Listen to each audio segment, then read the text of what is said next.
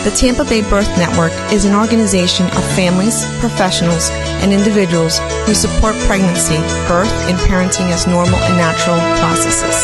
Our events provide information and resources to help empower expectant couples.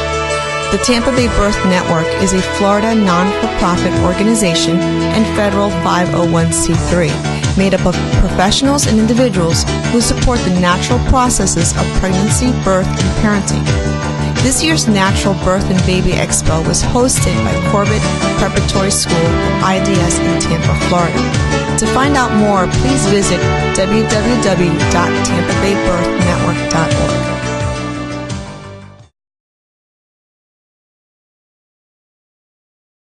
Thank you all for coming here today. I get the privilege of introducing Shannon Mitchell here. Shannon is an advocate for mothers. She's a doula, childbirth educator, lactation counselor, and former chapter leader of ICANN of the Suncoast, and former information services director of ICANN. Shannon branched out and began Birth Action in 2008 to start bringing more awareness to birthing women's issues. She takes phone calls and emails at all hours of the night, unlike most of us, right? From anyone who needs help while birthing or fighting for their rights. She's currently developing the Birth Library, opening June of this year, 2014. So please give a round of applause and a warm welcome for Shannon Mitchell. Thank you. I'm allergic to microphones and to PowerPoints, so I'm doing both. This should be fun. And I will tell you, the last 3 times I've done any kind of presentations, I lean forward a lot, so no pictures from back here, guys. I started doing this talk a couple of years ago based on the idea that women were coming up to me and they were like, how do I get so-and-so to do this? And I started going, well, why are you trying to get them to do that? Why aren't you doing your own thing? And it really became this interesting discussion of listening to moms talk about dads, moms talking about their doulas, about their midwives, about their providers, and everyone else around them. To give you a brief history of me, I've had 3 children where I did not have support. My first child was born a week after my 17th birthday, and while I did have someone there at the hospital, we had no idea what we were doing, and I wound up in a cesarean for breech. And I remember laying in a triage by myself, because that's what you did back then. There was nobody allowed back there with you while you were in triage. You were laboring by yourself. My second child, I was not in a relationship with her father, and she was born when I was 19 years old. So I had 16 million people who were there that were my friends and my friends' friends and everything else coming in and out of the room, but I really didn't have any support. And my idea of coping with labor was actually to put holes in someone's hand by squeezing.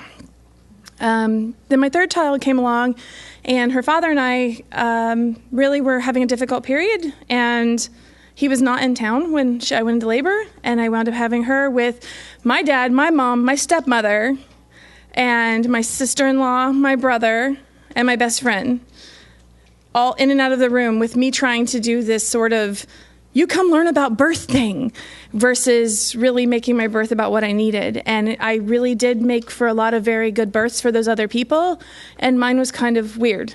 So I've really come a long way from that, and my son's birth was just me and my 2 daughters and my husband at a birth center. And yes, he was a VBAC back when you could do VBACs in birth centers. Remember that when you're fighting for that. That's possible. We can get that back. Expectations are something that we all don't realize are out there. And since it's Cesarean Awareness Month, I'm going to give you a really quick spiel that every single person in this room is affected by expectations from around them. And in my generation, the expectation was you just had your baby. And then when I had my second child, every single person I knew had an epidural. So the expectation became, you're going to have an epidural. So even if you didn't think you were going to have an epidural, it was in the back of your head all of the time. All of the time. Well, I know that I can have that epidural. And then we went from epidurals into inductions. And now what our daughters are hearing is, well, my mom had a C-section, so I'm going to have one. And they believe that. They buy into it. They think that they have to birth with epidurals. They think they have to birth with C-sections. They think they have to have inductions. You know, your doctor hasn't induced you yet. So those expectations are societally around us and pressuring us all the time. They are pushing in on our boundaries and our walls, even when we don't want them there. And you'll feel it. You'll be somewhere and you'll be talking to someone, and then they're asking you weird questions like, your doctor let you, and you're like looking at them going, what do you mean let? When did someone else take control of this from me? And at the same time, you're like, well, my doctor said I couldn't. And you say things like that to them, and then you wonder sometimes in your head, you're like, why am I saying that?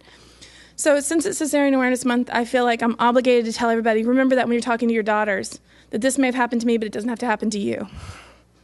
And that's going to, I do that every time. I have 3 daughters, and I always tell people, which one do you want me to pick? Because the first one's going to wind up with a C-section, and then I'm going to get to pick a second one if they both all have 2 babies.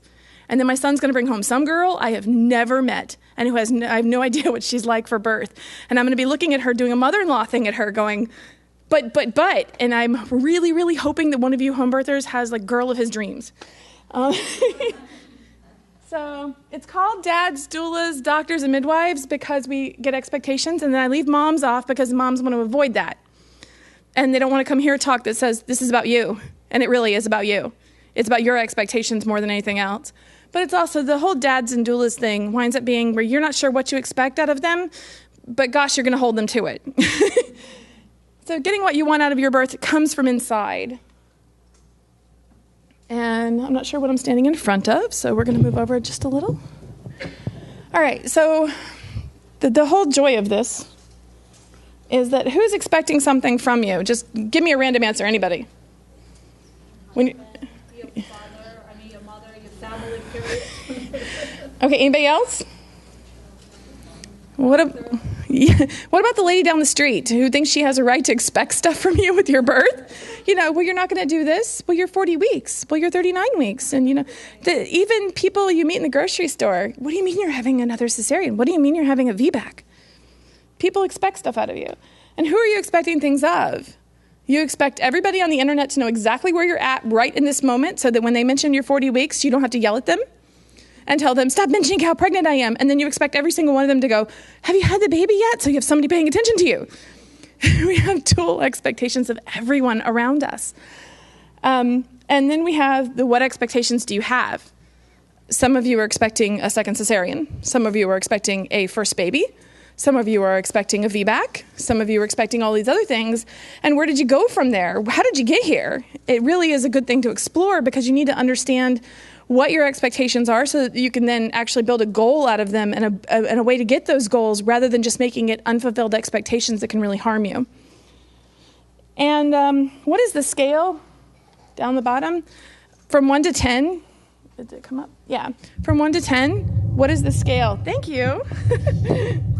Of those expectations. Are these things that you want really, really badly? There's some things you're going to let go of really quickly when your doctor starts to say, hey, we're going to do this, or your midwife says, I want to do that. Are these things you're going to let go of? So I decided to start this off with some fun. The first one says, the expectations of life depend on diligence. The mechanic that would perfect his work must first sharpen his tools. This is what I call the childbirth education theory. It's if you have all these tools, you'll be able to do it. You'll be able to have that birth that you want. And then the second was, don't lower your expectations to meet your performance. Raise your level of performance to meet your expectations. Expect the best of yourself and then do what is necessary to make it a reality. So then that winds up becoming this thing in your head of if you only think positively, only positive things are going to come to you. Anger always comes from frustrated expectations. So why did you expect anything in the first place? Because if you expected stuff, you deserve what you're getting. And then the very bottom one is, we must learn to reawaken and keep ourselves awake, not by mechanical aid, but by infinite expectation of the dawn. Meaning that we're supposed to really be looking for the ultimate goal here. Healthy baby? How many times have you ever heard that? All that matters is a healthy baby? Well, yeah, sort of, kind of. Healthy moms would be nice too. And then that middle one. I do my thing, you do yours. I'm not in this world to live up to your expectations, and you are not in this world to live up to mine. And this goes for everyone around you. Everyone. No one has the right to expect anything out of you as a pregnant woman. And you don't have the right to expect them to be your perfect person. And they're their own person. You guys have to find a way to work together.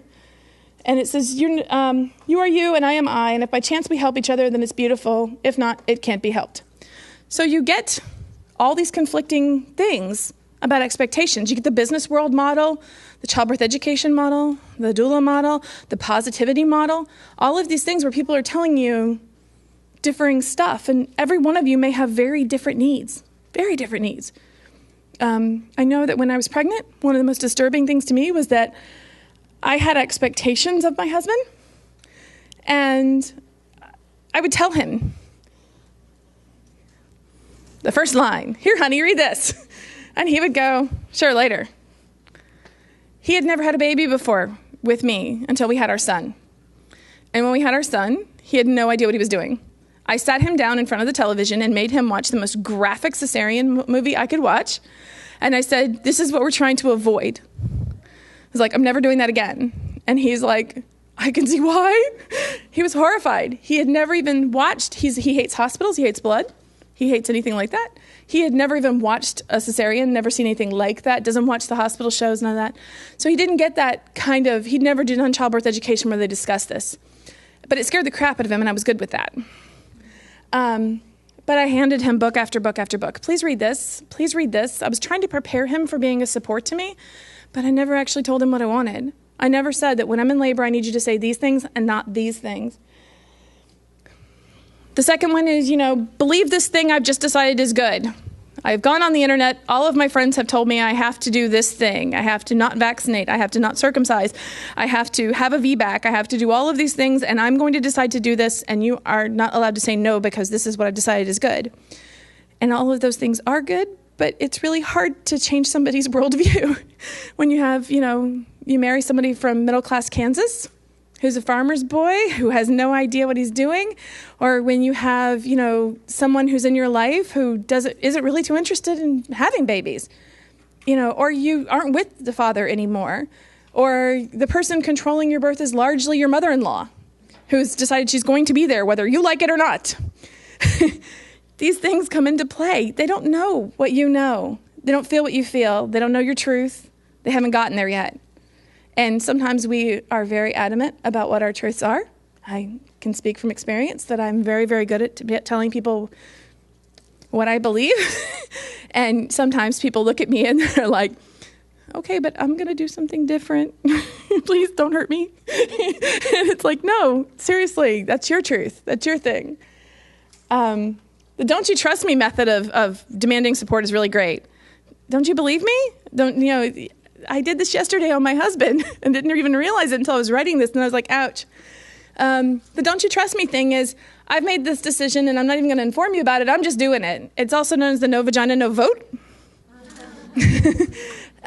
Which, we all do that, though. This is my body, my baby, my birth. And while, we'll get to it in a second, while we don't have to agree with something everybody else says, we should at least listen to them and understand where they're coming from. We have a much better way of getting to them then. I have a birth plan. The solutions to trying to get support came up with this birth plan thing. And birth plans are a fantastic idea when it comes to deciding what you want for your birth. They are not a contract with your physician. They are not a contract with your hospital. They are not a contract with anyone else in that room but you. So what you should use a birth plan for is deciding what really matters to you, and then let that inform your labor. Let that inform your pregnancy. Know what it is non-negotiable for you. Know what it is that you really want. And, I've got some things up there. What you want to happen, what you don't want to happen. Why don't you want those things to happen? How are you going to prevent them? Best case scenarios, how are you going to get to what you want? Worst case scenarios, how are you going to get to what you want? And, normally if your birth plan degrades down to, here's what I don't want you to do, shop for another provider. If you've gotten to the point where nothing on your birth plan is something your doctor or midwife can agree to, you're not in an office that supports you. You're not in a place that supports you. Your expectations are not going to match your outcome, because even if you fight like tooth and nail to get what you want, you're going to have fought like tooth and nail at a time where you're not supposed to be fighting. And, it says down there at the bottom, don't use it not to inform your provider, but to inform yourself. Another solution to the idea of support is, if you just read this research, you would believe me. My husband read all the research. He kind of went online and he kind of did his little man research thing. And he says, okay. You don't have to be a trooper. That's what he said to me at 9 centimeters at home, telling me I didn't have, we're having an out-of-hospital birth here, babe. What do you mean I don't have to be a trooper? Yeah, that's pretty much all I've got to be, right? Do you want me to bring you some more chicken noodle soup? He had no idea what to do. And I realized later I hadn't told him. When he went, they told him to get me a high protein meal after my home birth. That looked really reasonable on a piece of paper to me. I got an Egg McMuffin. Yeah, no joke. Has eggs, high protein. No idea what those eggs are made out of, but yeah. When you're trying to convince your husband, men do not think like we do in most respects. And I do use the words partner and husband and things interchangeably throughout here because I think it's important to recognize that this may not necessarily be the relationships that we think of traditionally, but I'm not going to take my presentation and try to make sure that it's politically correct all the way down the line. I just flip back and forth constantly. Men are scared of several things when you're pregnant. They're first and foremost, they're scared that something will happen to you and leave them alone with a baby that they have never met. They don't know this baby. There's no one to breastfeed this baby. They've got a job. They're going to have to care for it. They've got and then that always brings them back around to how do I support this baby? What am I working? Am I not working? What's going on inside of my head that means that I'm capable of supporting a wife and things like that. So men are coming at this, generally speaking, from very different places. And then there's what if something goes wrong and she blames me? This is all my fault. And what if something goes wrong and I'm looking at the doctor and the doctor's saying, do this? And then you're looking at the doctor and you're going, but I don't want to do that. And then they're like, they have to default on the side of protecting you. They feel like they need to protect you. And no matter who it is in your life, it'll be your mother, it'll be your partner, it'll be your husband, whoever's with you at that birth, their first and foremost thought is always of protecting you, protecting your baby. Even when they're disagreeing with you, 9 times out of 10, they will tell you later, it's because this is what I thought was the best thing at the time. They don't necessarily know how to go shift gears out of protection and into you're capable of protecting yourself, especially not when they see you in vulnerability, and when they see you in pain, when they see you in loss. They don't really know what to do. And that's not because they're defective. You get this idea from sitcoms that dads just really are not that bright, and it's not that. It's that they are wired differently. We're all wired differently. One of you may need something completely different in a birth than she may need. One of my clients years ago desperately did not want medications, laid in bed the entire time at the hospital, and every time she would have a contraction would scream, I want my epidural! And the minute the contraction was over, she was fine.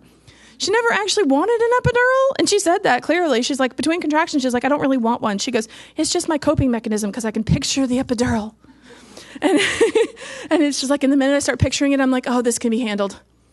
And I was like, she knew what she needed. She knew what she wanted. She was capable of telling us that. We weren't denying her anything. But at the same time, she had a good idea of what our expectations were, and she had a good idea of where she could cope with that. But sometimes we get into these places with our partners where we don't understand them, and we're in a very selfish place. We're very self-centered. We're in a very much, this is my body, my baby, I'm growing this thing. Everything is happening to me. And everything from my toes have shifted out and to my butt's grown to am I ever going to look good again? Am I going to be bikini ready again? Ever? These things are all shifting and we see a lot of that inside, and we sometimes get to the point where we're kind of like, I need you to be this for me. And how do we get there? We start by understanding your partner may never be this person. They may not be one of the people that has one of these fears, but I guarantee you there's things going through their head. In one of my favorite episodes of Roseanne ever, they get into this huge fight and everything else, and they're discussing having another baby, and she's way out to here pregnant, and she's really stressed out, and it's her 4th kid, and she's upset, and she winds up having, by the end of the episode, to soothe Dan, and you see her face as it falls as she's trying to make him feel better. And pregnant women tend to do that. We tend to make everyone else around us feel better. We make decisions for our doctors, we make decisions for our spouses, we make decisions for everybody else but ourselves. Even though we're thinking about our baby, we're trying to soothe the other people around us. So sometimes we give up between the cross-section between the baby and the outside, is we give up us, where we're at in this. So dads have needs too, and we need to listen to them. Make sure I didn't miss anything. Okay. I thought this was cute. Oh, wrong one. That one. Lowering your expectations or being clear about them is one of the best ways to make sure your expectations are met. I don't necessarily need my husband to be the world's best masseuse, but I do need him in the room. If he can't be the world's best masseuse, I can at least teach him how to do a down and away motion where he's rubbing my arm and then lifting so that he's not rubbing a hole in it. This is why the birth plan stuff is really kind of necessary, because a birth plan is more about you. What is it that you want? When you look at him and you say something to him and you're like, but when I have a baby, I need you there. What are you really saying inside your head? Outline that. Write that stuff down. Sit down and go, when I read through spiritual midwifery, I tell people, I'm still waiting for my spiritual midwifery moment. Never got it. Never had one moment where I looked up into my midwife's eyes and went, oh, you're just the most amazing person ever. She's fantastic. Great midwife. Love her. But we were never that simpatico bond. It's really important to realize that if you're not in a simpatico bond, if you guys are not necessarily being together, if he's not in the room, if he's not with you, or if he's there and you guys aren't really, he's freaking, you're freaking, and you aren't really meeting that stuff, some of this stuff is really important to remember, to lower your expectations a little bit back down to what's reasonable. It doesn't mean you have to have a hospital birth because he says so. It means that if you're having a home birth, you make contingencies to look at him and say, okay, I need to know what scares you the worst about this so that we can actually talk about this, get it down on paper, and then decide what to do about it. Because this is the way I really want to go. You don't have to agree with him. You don't have to say, no, we're going to the hospital. You don't have to say, no, we're having a home birth. You don't have to tell him, you don't have to just argue with him about him. You can be very clear in your expectations and still get to those places where you're compromising a little bit because you're understanding that they're not in that place. If I knew now what I knew then when I was having my husband, I never would have let my doula move 3 states away 3 days before I had my baby. Her husband got transferred, so I didn't get my doula. Which brings us to the important point of, as you're moving through this, who you decide to have with you in support is amazingly important. It's like, how many of y'all are doulas? Okay. How many of you have hired one in the past? Okay. How many of y'all are even thinking about it? All right. So why doulas? Why are doula supports and dad supports are very different? Doula supports are typically more a professional coming in who knows a lot about birth to help you through things. Dads are more face-to-face. They've been there. We made a baby together. We can do this. It's really about the difference between connection and love and having someone who physically understands what you're going through, who can help you both cope through the situation. Gina Kirby does a fabulous Rebozo presentation. I love it because it is all about connecting the mom and the dad in a way that is fantastic with a Rebozo. And that connection is so important to bring together. But dad doesn't necessarily need to be the one doing all of the work. And he doesn't need to be looking every 5 minutes into some book trying to decide whether or not he's doing the right thing for this stage of labor. And that's why a lot of people hire doulas, is to give them that other confidence level of somebody's going to be there while they're laboring, somebody's going to be there while they're in the hospital, somebody's going to be there when dad needs to go to the bathroom or go get a cheeseburger because you've been doing this for 20 hours. Hey, I have seen more dads look like they're about to pass out during pushing. Not only do they hold their breath, they get to the point where they're like, I haven't eaten since Tuesday. I've been so nervous about her going into labor. And you just have to kind of acknowledge that. They are your support, but they don't need to be the only leg of the tripod. You can have other support there. And you don't have to always have a doula. They're just good at what they do. And if you've got a fantastic mother-in-law, if you've got a fantastic mom, if you've got a fantastic sister, sit them down and be clear with them about what your expectations are about this birth and their attendance. You can lower your expectations around people that are going to be in the room. You should not lower your expectations out of what you want. And if you know your mother well enough to know that the entire time she's going to be at your labor, she's going to be a problem, don't tell her you're in labor. It happened so fast. You said 22 hours on Facebook. I didn't realize the time.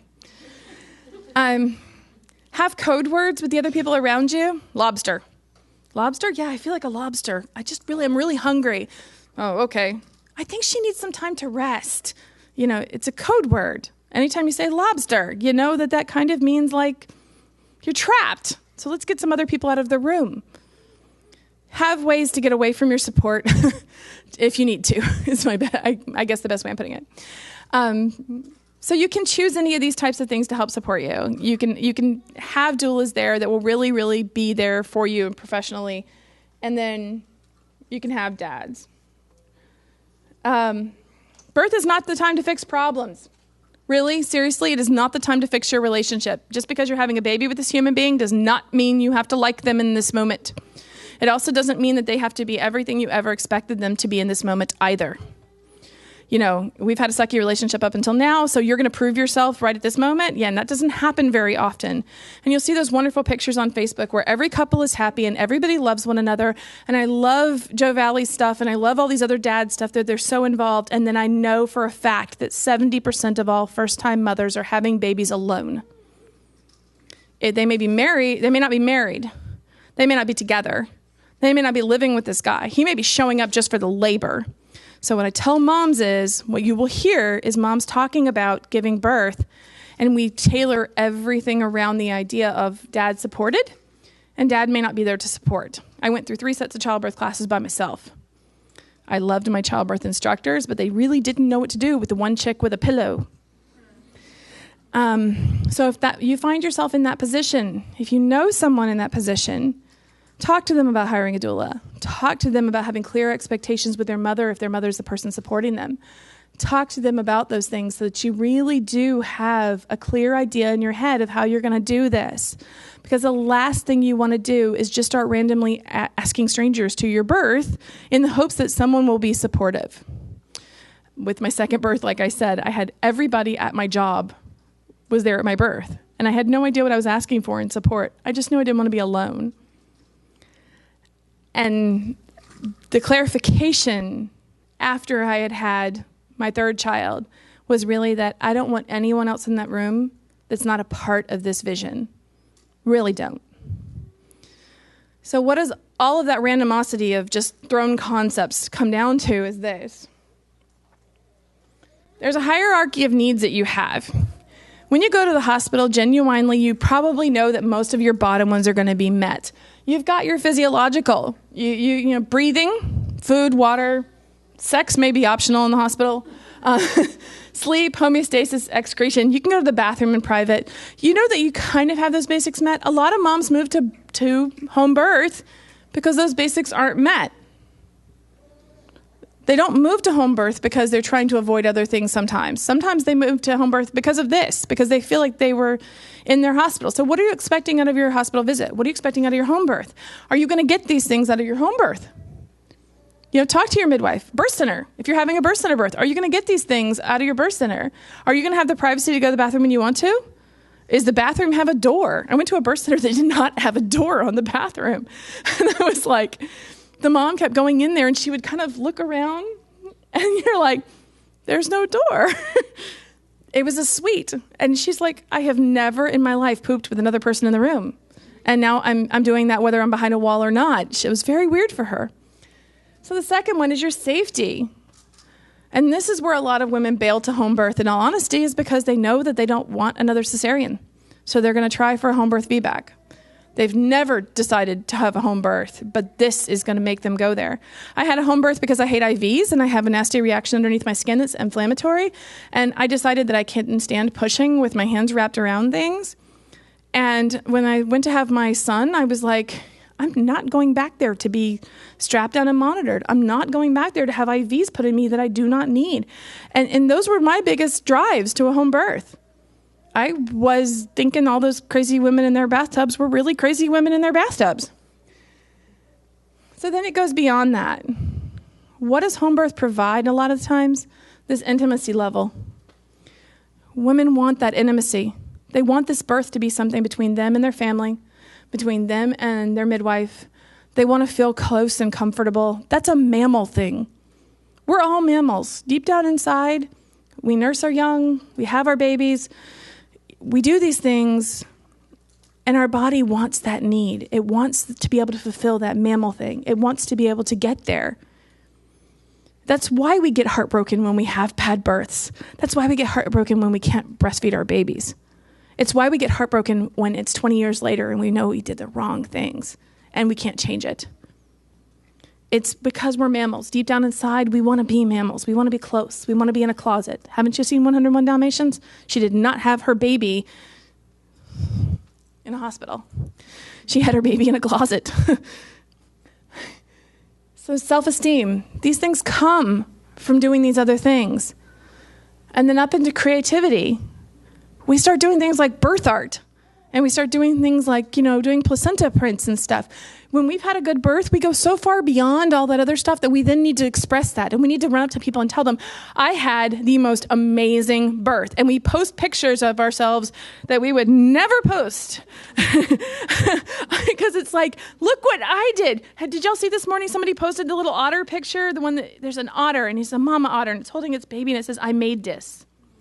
And just the oxytocin involved. And it's like, yeah, that's what we're doing. That's why we post all those pictures. It's because we want this. We've gone to there. We really want that thing of, and that's not unreasonable. This is what mammals do. So it's not unreasonable for us to expect these things. However, I'm going to skip this one for a second. However, when our expectations, this is Childbirth International's wigwam approach, when our expectations do not match what it is we've signed up for, we wind up with expectations that were unreasonable. And this is why I tell you, if your expectations do not match, hire another provider. Find another person, go somewhere else. If you are 36 weeks and your doctor just changed their mind about your birth, if you are 38 weeks and your midwife is driving you crazy about some GBS test that you really don't want to do, I'm not here to discuss with you whether or not you should. I'm telling you, if it's not what you want to do, you need to talk to them about it and make sure that they understand where you're coming from. Birth is yours. So to enjoy giving birth and then trusting your doctors to make your decisions on your behalf, you get to 39 weeks and your doctor's like, okay, we're going to have an induction in 2 weeks. Okay. So what do you do when you go home and you show up at your appointment and they've already scheduled your C-section for 41 weeks just in case? And you're like, so what do you start feeling? What are your expectations at that point? You're having a C-section in 2 weeks. You stop thinking about labor utterly. And then you start doing all these desperate things to make yourself go into labor so that you can beat the time clock. That's where no one wants to be. So you have to take back out those expectations and rip them back out and go, okay, I know this is what the doctor expects. Their protocol is not my plan. And I want you to repeat that after me. Their protocol is not my plan. Come on. Believe that. Because no matter what their protocol is, you can plan for something different. You can walk out of that hospital at 1 week to 42 weeks pregnant and go, I'm not agreeing to that. And if anyone gives you any guff, you give me a call and I'll help you find lawyers to argue with them.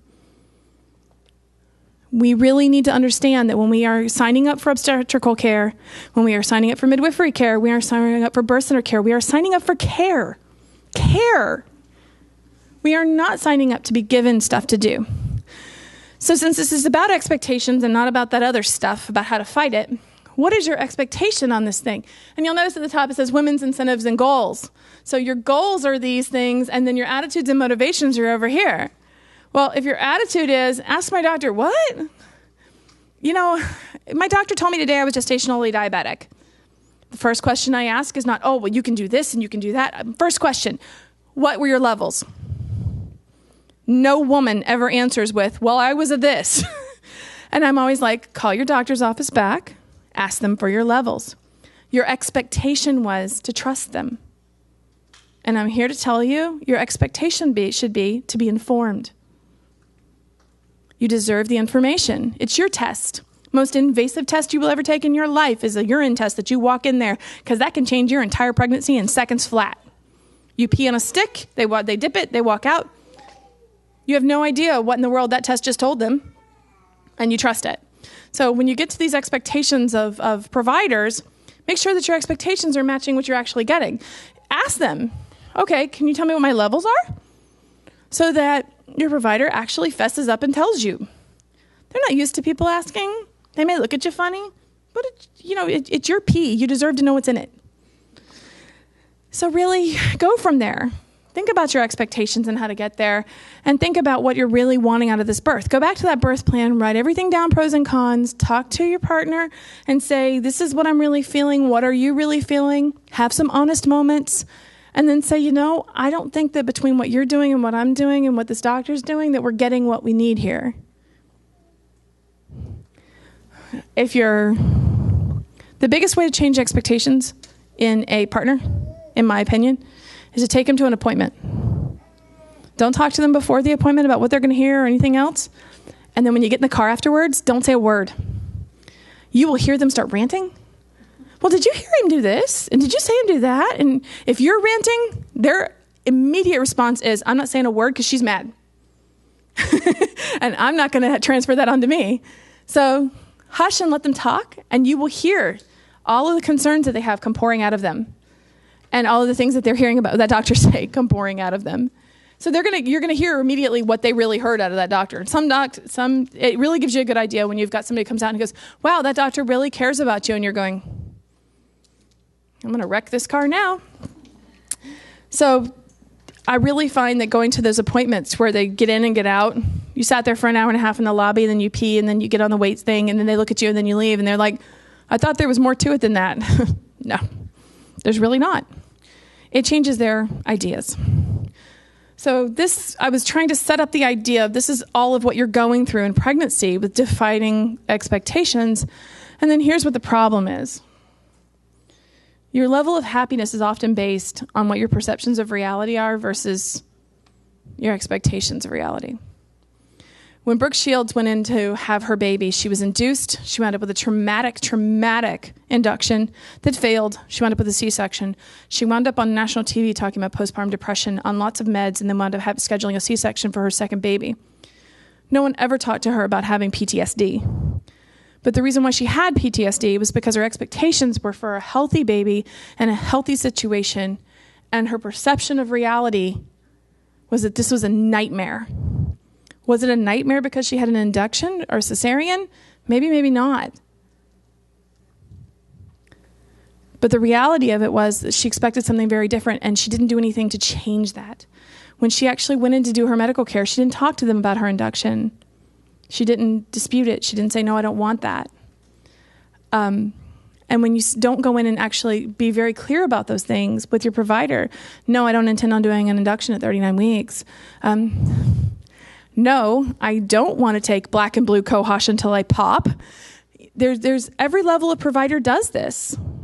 Midwives do it, doctors do it, CNMs do it. Every level of provider has their own comfort levels with what they do, and they all do it in different levels. So you really need to make sure you're comfortable with that. What are your expectations of them? And your perception of reality should be jacked up to here. These two things should be matching, because you want your level of happiness to be jacked up to here. Now, some of us are going to have bad births. There's always going to be somebody who really has something serious go wrong. It's going to happen, and we're going to have to cope with that. But we shouldn't have that as our expectation of care. It should not be a societal expectation that we're going to have inductions and cesareans. I just want to show y'all this really quick because y'all look really serious. It's what happens when your mother-in-law gets a hold of your birth plan. And here. It's always about somebody else's shoes, isn't it? If they're doing it, you can go online and be like, oh, I would never do that. And, oh, my God, she's having a C-section. She doesn't need that. She doesn't need this. And it's always someone else's shoes. So, and if your husband's in the room and you're going, well, this is what I want out of my birth, and your husband's looking at you going, I don't know how to do that, then, it's always, we're not doing the things that I want to do because you're the one to blame. I'm not having a birth at the home because my husband said no. I'm inducing because my husband's leaving town and he wants all of this settled. I'm having a cesarean because I have someone going to Afghanistan. It's never about you. It's about someone else. And what it really comes down to is it is about you. So, developing an idea of your needs. And I'm going to unclip this and walk with it because I have to do that. So what do you want out of birth? Years ago, I did this talk called Defining Your Own Success. And I'm going to get out of the way of this thing. And defining your own success was simply about the idea of what was the most important thing to you out of your birth. And what I found the most interesting thing was that one of my cesarean moms, who was planning a VBAC, said that the most important thing out of her birth was control. Control. She wanted to be the person making the decisions. So how many of y'all are expecting? So how many of y'all are planning on doing this again? You crazy people. Yeah, I think you're planning on doing it again soon. So when you're talking about expectations, what is your first and primary expectation? There is that healthy baby thing, right? But that's not what we see on Baby Story. We see all of these moms and all of these babies, and we see this loving couple, and we see this loving family, and then you go home and the first thing you do is watch, what was the movie I watched? It had Chandler from Friends.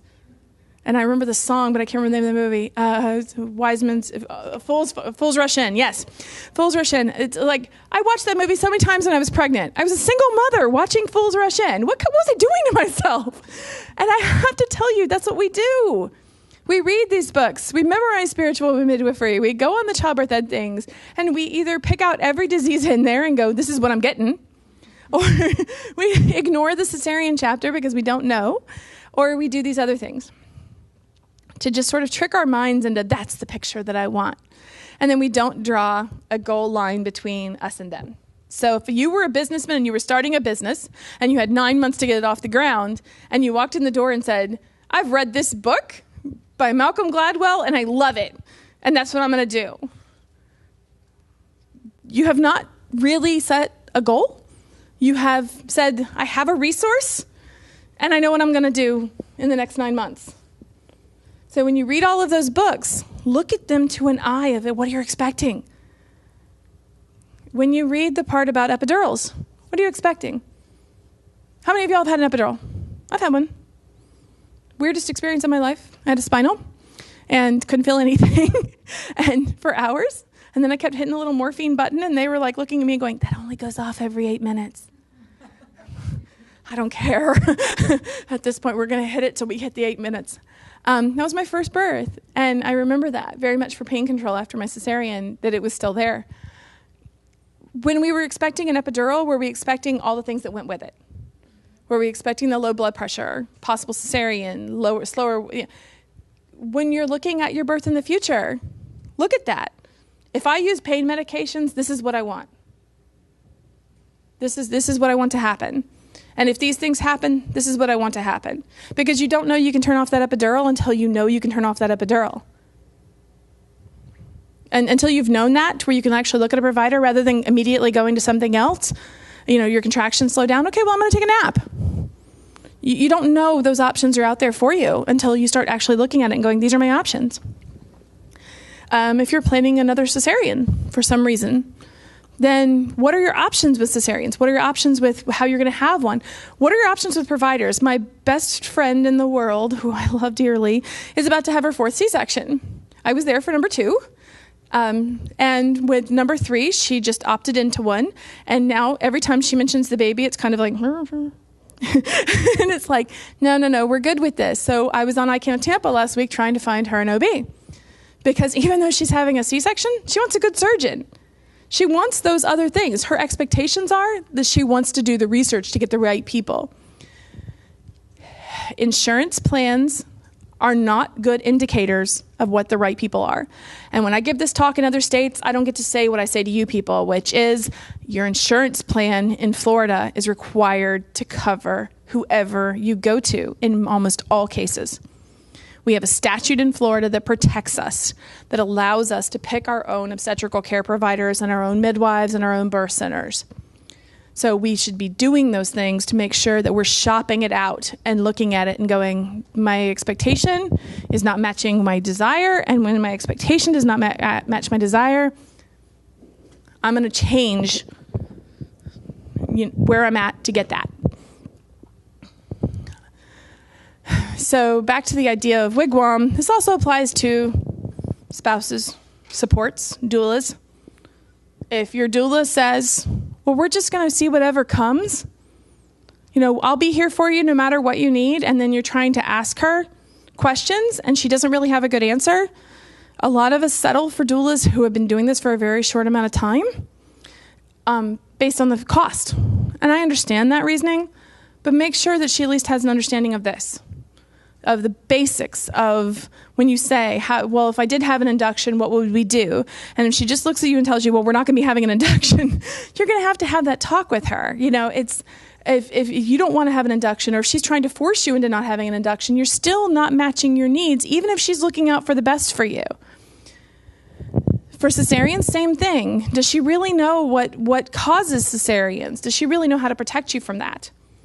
So having talked about all of that, I'm talking a lot about hospitals because I assumed with this being the Baby Expo, there's a lot of people here who are having home births or now or have had hospital births in the past and are moving to home birth, or who are having hospital births. And a lot of doulas are at hospital births. Home births do not release you from the obligations of understanding these exact same principles. They don't. Because even midwives are bound by their state laws. Even midwives are bound by their own personal experiences. What if they've had a bad birth that scared the crap out of them? What if they really have a fine line at 40 weeks where they start trying to do stuff to get labor going? What if there are things like that that really are changing what your perceptions are when you thought you were having a home birth and you get to 42 weeks and somebody announces to you, I'm sorry, I can't see you anymore. Did you know that was coming? Did you have an idea of what happens if I go post dates? So you need to be having these discussions of expectations with them really, really clearly about, I can't emphasize enough that no matter who you're going to have at your birth, talk to them about the exigencies and all of the things that go on around birth so that you can plan for what you really want. And expectations are not plans. Goals are plans. Finite, concrete goals. You want to have a natural birth? Read what you need to have to plan a natural birth. You want to have a birth at home? Read what you need to read to be able to have a birth at home in confidence. You want to have the support of your partner and he does not want to do this. Then you need to look at him in the eyes and say, I get where you're at. And I have no idea how much time I have. I just realized. Okay. You need to get where he's at. You need to understand where your providers are coming from. Your midwives may be bound by laws, your providers may be bound by hospital rules, and you need to know that you have the right to refuse those in both cases. They may not want you for care anymore, and that's just the honest truth. But your spouse isn't going to divorce you over a home birth. They may threaten to. They're not going to. Someone's not going to leave you because you're deciding to have a hospital birth. They're confused, they're scared, and the best ways to get to them are not to force them. It's to simply stand your ground, be defining your own expectations, and to really know where you're going with this. Every time I do this talk, I try to open it up to questions, and people sort of get really weird about that because they're not sure of how to talk around the people that they're with 9 times out of 10. It's like, how do you go from there to what expectations do you have? So I've started doing this thing where I kind of ask everybody what success is for birth. And I'm going to pick on you since I know you. So what do you think success is in birth? For you personally, not for clients or whatever.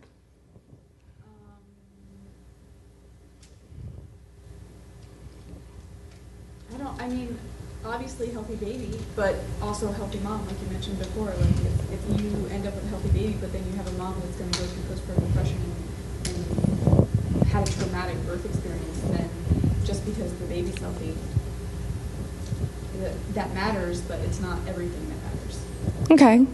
So if you were planning a birth, do you have any idea what you would do for take those steps to get there? For me, yeah. I know that it would be finding a provider that is going to follow, evidence-based maternity care. For me, that would be a midwife at home. I did have 3 hospital births and realized with my 3rd birth that I wasn't going to get the kind of care that I wanted and that I expected. And so with my 4th, I did have a home birth and it was great.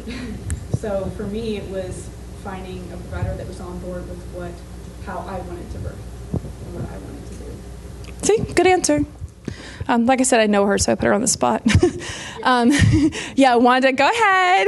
What to you is success? To me, success was finding someone who wasn't afraid of really big babies and going, close to 42 weeks. And my first VBAC was in the hospital, and I was literally yelled at by the OB that was in the hallway waiting for the emergency for having a baby at 11:09 p.m.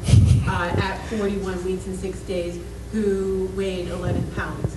Because I should have been induced a week ago, and all these things could have gone wrong. And, my doula was kind of new at being a doula, and she was a little intimidated by the size of the baby and by it being a VBAC. And so to make my third birth so much better, I had Shannon there. And she shameless plug there. Very comfortable with supporting me in having another 11-pound baby that was almost at 42 weeks, and she never once made me feel pressured. And the midwife that I chose had pushed out her own 11-pound babies. So I just really felt like I was supported with people who trusted birth and knew that things will happen in their own time when it's ready. So I had no pressure to perform, and everything was just relaxed, and it was actually, between the painful parts, it was kind of fun. She also did hit no babies, just to let you know. So there's also these expectations that they're defining their success, and they can look back after having babies and going, this is what I wanted. So I have to ask you, because you're pregnant, what is the one thing right now that you're looking at that you're going, yeah, I want that? I just don't want, I want to be in control. I don't want to be bullied by nurses and doctors into IVs, monitors, being attached to the bed. I want to walk. I want to take a shower. I want to have a watermelon if I want to. Okay, I will tell you, if you want food in a hospital, make sure you're bringing it in, and it's like, bring it with you, because they ain't gonna provide it. I don't want to be bullied. I don't want to be on their clock. I want to be on my clock. So do you have good support, do you think? That's good. And I think that when you're in that kind of situation, and I'm just going to use you as an example for really quick. If I was in that kind of situation and someone came to me and told me that, I would be talking to them about their expectations. Okay, do you have good support? Have you talked to your providers about this? You're getting close. What are they saying now that you're getting closer? Have you talked to the nurses at the hospital? Do you know what happens at the hospital when you have your baby? If you have your baby there, where does your baby go? What immediately happens? Because there are still hospitals that do care where they drag them out of the room. And, there's also pediatricians in this town who I was stunned to find out. There's pediatricians that actually come to the hospital, check out the baby on mother's tummy, never take the baby out of the room and everything else. And you can actually have your own pediatrician come in and do that. So talk to your pediatrician, and if you don't have one and you're expecting, get one. So there's that expectation there. There's certain steps that you can take that are finite. It's like you don't want to be bullied. So you talk to them about this. What is the best way that I can do? And this is where the difference comes between being argumentative and standing your ground. When it's someone that you love, you can look at them and say, I understand what you're saying. I don't agree with you, and this is how I want to do it. When it's a nurse or something, you have to actually look at them and say, I don't consent. I do not consent at this time. I understand everything you're telling me. I don't consent right now. And the nurses will look very confused, and then they will scurry out of the room to go find somebody who can tell you why you should be doing this anyway. They will bring back said person who will then inform you of your consent again, and you will look at them and say, I do not consent. And this is why support is powerful. Because when they're doing all of that, you need to make sure there's someone there who supports you. And I'm sorry, but normally that's dad's job, and he gets pushed into being a place where he has to be very strong and has to say, this is what she wants. Because if they can get to you, Dad, I can promise you everything will change. I have watched so many providers walk in, sit down on the edge of the bed, look at mom and say, I think that it's time for a C-section, turn around, look up at the dad, and not say another word to the mom. And by the time they're done looking into the dad's eyes soulfully, they've convinced that dad right down whatever path they want to go on. They've convinced him that this is the caring way to go. Her expectation of you is not that you're on the doctor's side, but that you are on her side, down the line, no matter what. And even when that crosses your own boundaries, she's going to look at you and she's going to say, I understand you're not comfortable with this. I understand you're not comfortable with that. I understand everything, but I can tell you right now, there comes a point in time where you have to say, I'm not comfortable with this either, but this is what my wife said we're doing, and this is what we're doing. My mother is the most unnatural childbirth person ever. She was a knock 'em out, drag 'em out person. When I went in to have my baby, I was laying down in the bed. The nurse walks in the room. I hadn't even been triaged yet, and my mother starts saying she doesn't want the baby taken from her. She doesn't want this done. She doesn't want that done. She's having the baby. She's getting out of the bed. She doesn't want the monitors on. And my mom starts reeling off all this stuff, and I look up at her, and I'm like, who are you? I really honestly didn't recognize her, because in that moment, she was not about her. She was about me. Every person in your birth team should be about you and this baby. That means that you're going to have to come to an understanding with them about what they're comfortable with and what they're not. When it comes to supporting husbands through labor, a lot of what I do is smiling at them and saying, it's okay, it's good, you're doing good. Because they're caught in a place where they are being forced to be supportive to you, and they don't necessarily agree with what's going on. And when you have people in a room for 12 to 24 hours, pacing and chewing and doing all the things that humans do, they are not in labor. They don't know what it feels like to have that time warp go on in their head. If you've ever had a baby, time passes in this strange way, and you're coming in and you're going out and you're laboring and you're contracting and you're going and you're coming, and time changes for you. Time has not changed for them. They are watching the world's longest soap opera, and it is really taking a long time. And there has to be a point where this has to happen now. And when do we start doing something to make it happen? And this doesn't happen for everybody, of course. It's a cliche, but it's very true. It's pretty much what happens. You get pushed into those lines where you start thinking time's running out. And at what point do we start to worry? At what point are we supposed to start to worry? That's why we paid those people, and we're not listening to them, so I'm getting confused. So these are conversations that when I tell people, the best way I know of to convince a dad to do a home birth is to actually have him go and sit down with a home birth midwife and have them discuss all of their fears and worries.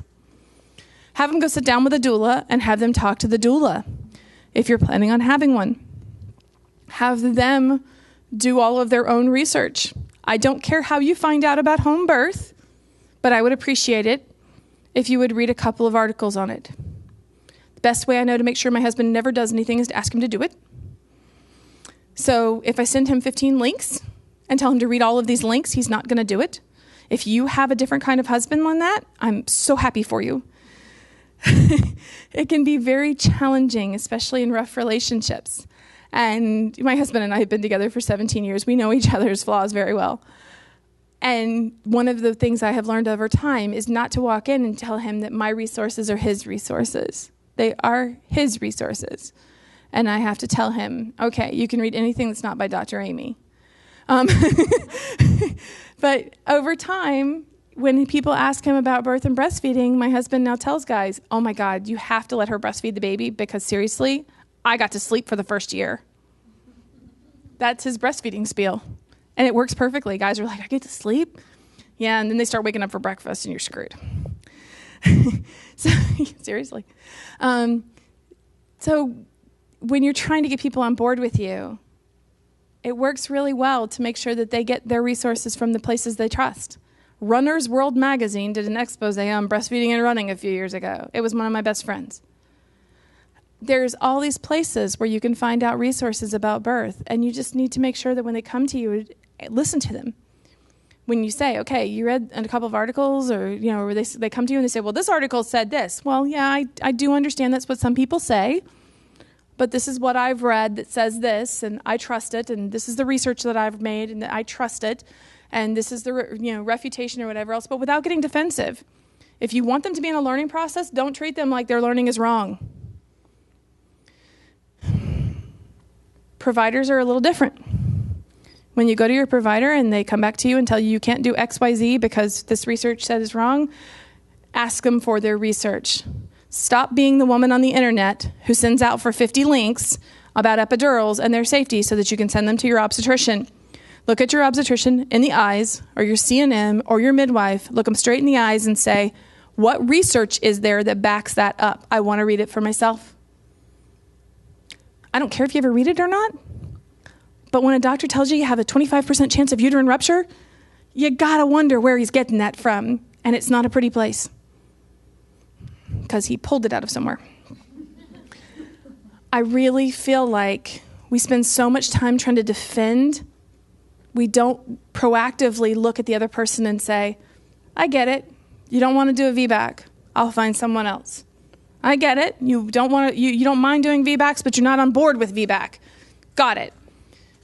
But when we look at them, if we want them to be what we want, if we want what our expectations to meet our goals, to meet our design plan, we need to sit down and really say, okay, you've told me that information.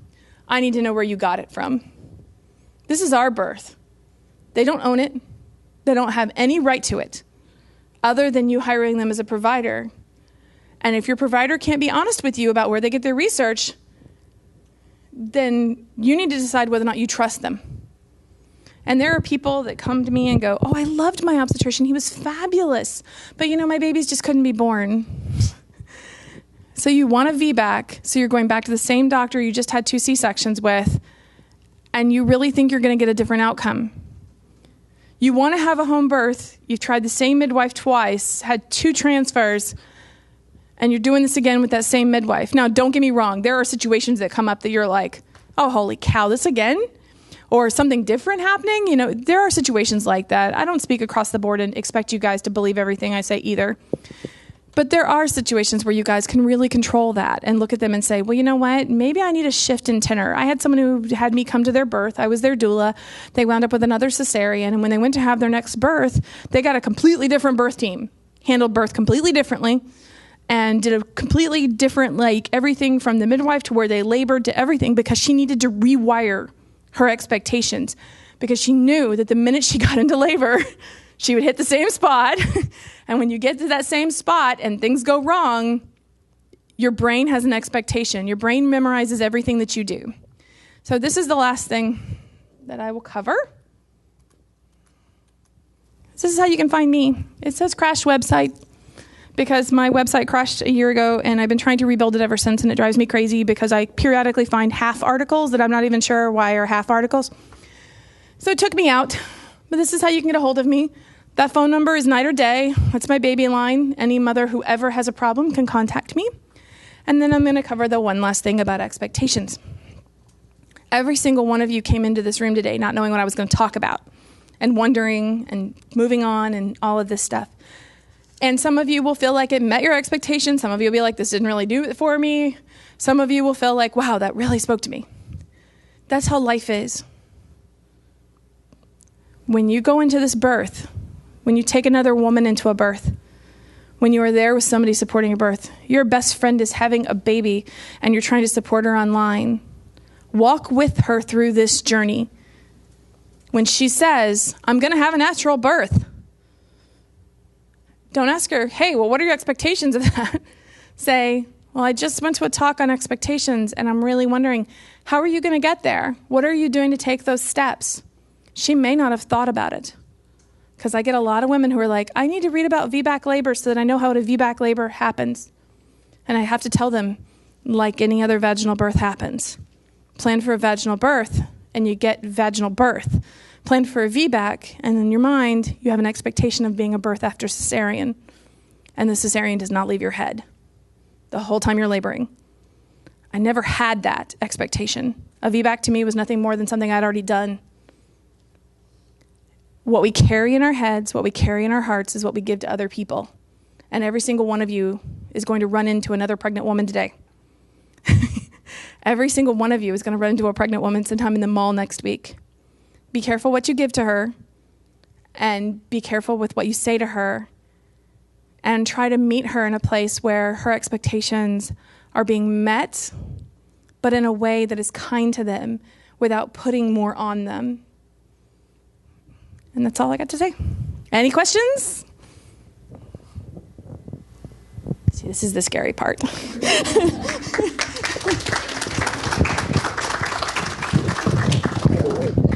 Seriously, it is. Everybody goes, nope.